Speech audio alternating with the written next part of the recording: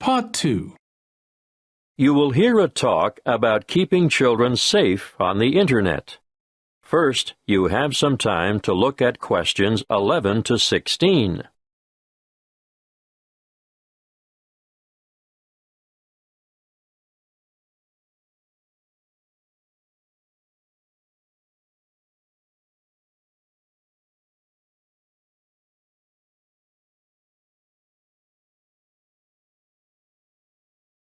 Listen carefully and answer questions 11 to 16.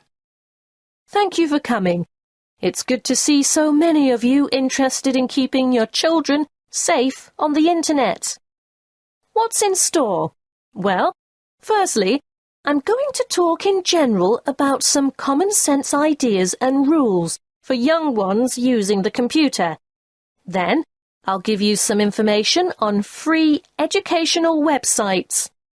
Finally, we'll finish with question time. I'm sure most of you think that the Internet can be a frightening place in which to let your children roam loose. But let me remind you that it can also be a fountain of knowledge and education. The trick is to avoid the former and utilize the latter. There are programs available both in your local electronics supply shop and free to download that will keep your child safe to a certain degree on the World Wide Web. A popular one is Online Family Norris, which bars things like military and social websites. I wouldn't advise you to rely solely on a program to protect your family, though. As good as it is, you cannot abdicate your responsibility as a parent. I'm sure you all know that, or you wouldn't be here. When all is said and done, the best way to keep children safe is to educate them and keep an eye on them. For this reason, you should make sure the computer which your child uses is kept in a communal space, where you can look over their shoulder from time to time. It is paramount that you teach them never to divulge their proper or full name, and to never provide personal information, such as where they live or what their phone number is. Tell them that online friends must remain just that, online, unless they are supervised. It is difficult, I know, to teach children about the dangers of the world when they are so naive, so trusting and innocent. But without going into great detail, you must alert them to the possibility that the people they are chatting with may not be who they say they are. It's also sensible not to give them their own email address until they are old enough to use the Internet safely. So, all communication from websites will go through you. When they are old enough to use social sites like Facebook and MySpace, teenagers need to know that whatever postings they put on the web will remain accessible forever. Nothing is ever really deleted there. And embarrassing pictures or remarks may come back to haunt them one day. For instance, when they apply for a job, they could jeopardize their chances, as the employer or human resources staff will look on the web to find out more about their potential employee, and they may be shocked by what they find there, not the sort of stuff an applicant would want on his or her CV. It can also make them more vulnerable to bullying. Unfortunately, bullying on social sites is another thing to look out for, and I have to tell you, it's on the increase. It's a very difficult issue to deal with, but something that is more easily detected if the computer is kept in a family space.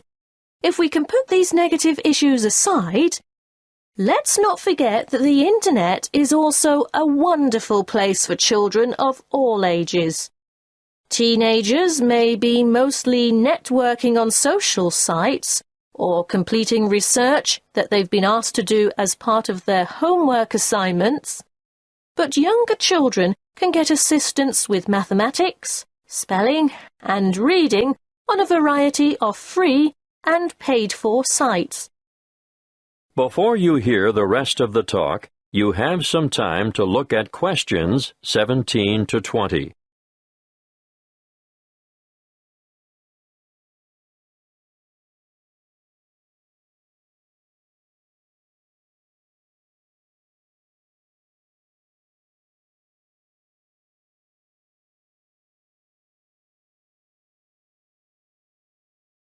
Now listen and answer questions 17 to 20. A good way for children to learn and have fun at the same time is the website mathtutor.com. They can practice mathematics on this site, no matter what their level, while they compete against other children from all over the world. And here's a fun way for primary school children to learn the spelling words for the week. It can be such a chore for some children. They just type them in and play games to learn them. What's that? The website? Oh, sorry. Yes, you'll need to go to spellcity.com for that. The one I'm going to tell you about now is one of the most practical sites that's popular with people of all ages. Children, or parents for that matter, can learn to touch type as they sing along with songs. And there's a variety of funny characters to help you enjoy yourself as you learn. In this day and age, typing is essential. Everyone should be able to type fast and accurately. So, go to beeb.co/typing and try it out. Don't just leave it up to the kids. Here's a site that parents can use to download worksheets to extend their children by giving them further practice. It's called coolresources.com, and I can really recommend it, particularly for middle school students. Now, are there any questions?